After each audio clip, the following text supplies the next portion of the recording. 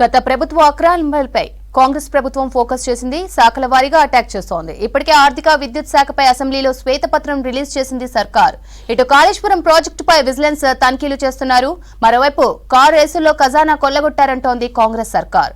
TSPSC ప్రక్షాళన, ధరణి సమస్యలపై ప్రత్యేక కమిటీ వేసి దూకుడు పెంచింది కాంగ్రెస్ ప్రభుత్వం. గత ప్రభుత్వ అక్రమాలపై కాంగ్రెస్ ప్రభుత్వం ఫోకస్ చేసింది. శాఖల వారీగా అటాక్ చేస్తోంది. ఇప్పటికే ఆర్థిక విద్యుత్ శాఖపై అసెంబ్లీలో శ్వేతపత్రం రిలీజ్ చేసింది సర్కార్.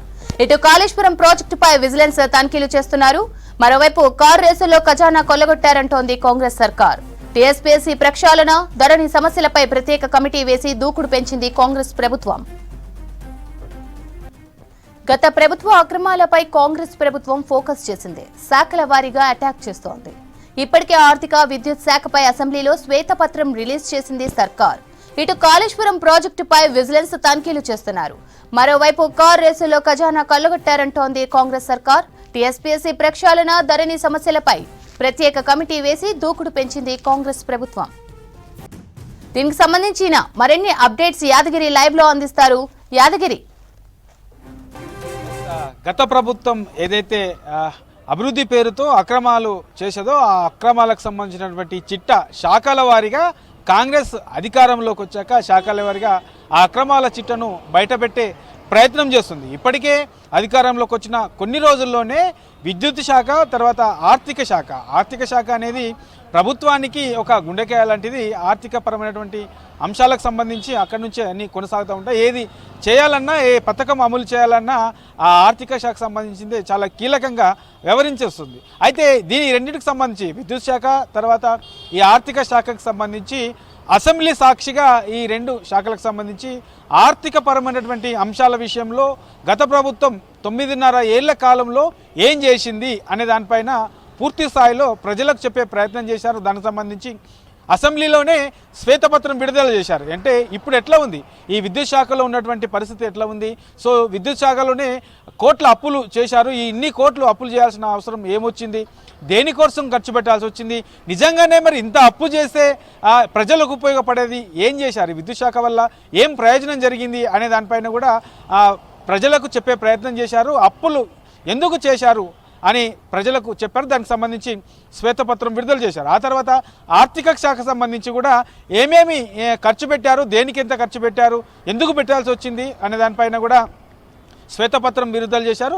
ప్రస్తుతం ఉన్నటువంటి ఆర్థిక పరిస్థితి ఏంటి, రాష్ట్రానికి తెలంగాణ రాష్ట్రానికి సంబంధించిన ఆర్థిక పరిస్థితులు ఏంటి అనే దానిపైన ప్రజలకు చెప్పే ప్రయత్నం చేశారు. ఇక ఆ తర్వాత ప్రధానంగా ఈ కాళేశ్వరం ప్రాజెక్టుకు సంబంధించి తీసుకుంటే, కాళేశ్వరం ప్రాజెక్టు నిర్మాణం టైంలో, నిర్మాణం కంటే ముందు కూడా గతంలో ఉన్నటువంటి బీఆర్ఎస్ ప్రభుత్వం చాలా గొప్పగా చెప్పింది. దానికి సంబంధించిన డిజైన్ కానివ్వండి, ఆ నిర్మాణం, కాళేశ్వరం ప్రాజెక్టుకు సంబంధించిన నిర్మాణానికి సంబంధించి కూడా చాలా గొప్పలు చెప్పింది.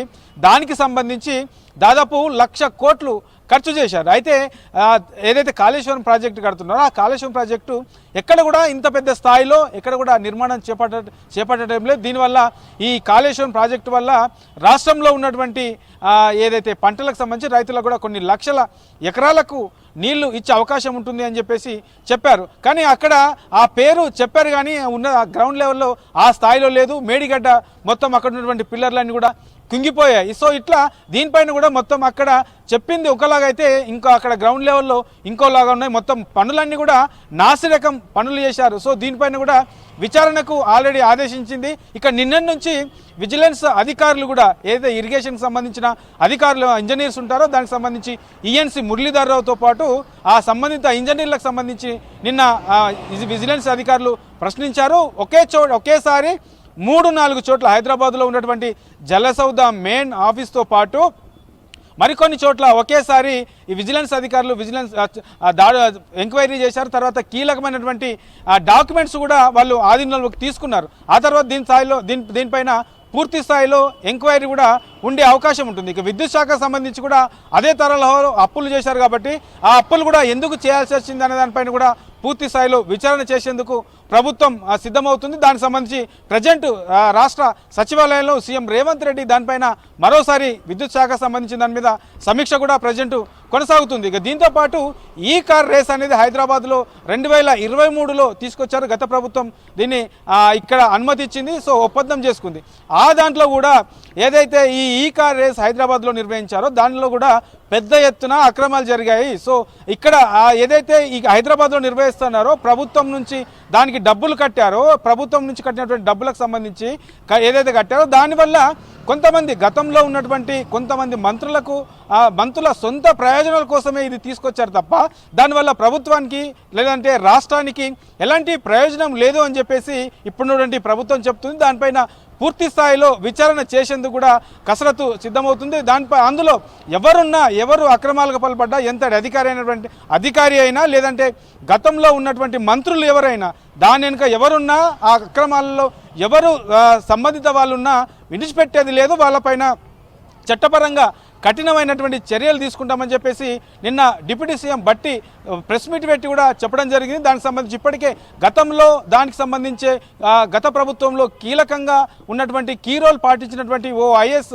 అధికారికి సంబంధించి కూడా ఇప్పటికే ప్రభుత్వం నోటీసులు ఇచ్చింది. ముందు అడ్వాన్స్గానే ఇలాంటి పనులు చేయకముందే, ఇక్కడ ఈ కార్ రేస్ సంబంధించి నిర్వహించకముందే ఎందుకు అడ్వాన్స్గా డబ్బులు ఇవ్వాల్సి వచ్చింది, ఎందుకు అగ్రిమెంట్ చేసుకోవాల్సి వచ్చింది, నిబంధనలు పాటించారా అగ్రిమెంట్లో అంటే అది కూడా లేదు. సో ఇచ్చలవిడిగా ఎవరికి నచ్చినట్లు వాళ్ళు చేసుకున్నారు. సో దీనిపైన కూడా పూర్తి స్థాయిలో ఎంక్వైరీ చేస్తామని చెప్పేసి ప్రభుత్వం నిన్ననే ప్రకటించింది. ఇట్లా శాఖల వారీగా, డిపార్ట్మెంట్ల వారీగా ఎక్కడెక్కడ ఏం జరిగాయి, గతంలో ఉన్నటువంటి ప్రభుత్వం ఏం చేసింది, ఆ శాఖల వారీగా ఏం జరిగింది, సో ఇట్లా ఒక్కొక్కటి బయటకు తీస్తూ ఉన్నారు. మొత్తం అక్రమాల పుట్టగా ఉంది అని చెప్పేసి ఇప్పుడున్నటువంటి ప్రభుత్వం సంబంధించిన నేతలైతే చెప్తా ఉన్నారు. సో శాఖల వారీగా ఈ అక్రమాలకు సంబంధించిన చిట్టా అంతా బయటకు తీస్తున్నారు. ఆ తర్వాత ఎవరెవరు దీంట్లో బాధ్యులుగా ఉన్నారో వాళ్ళపైన పూర్తి స్థాయిలో చట్టపరమైనటువంటి చర్యలు తీసుకునేందుకు ప్రభుత్వం సిద్ధమవుతుంది. Sravanthi. Right Adhigiri, thank you.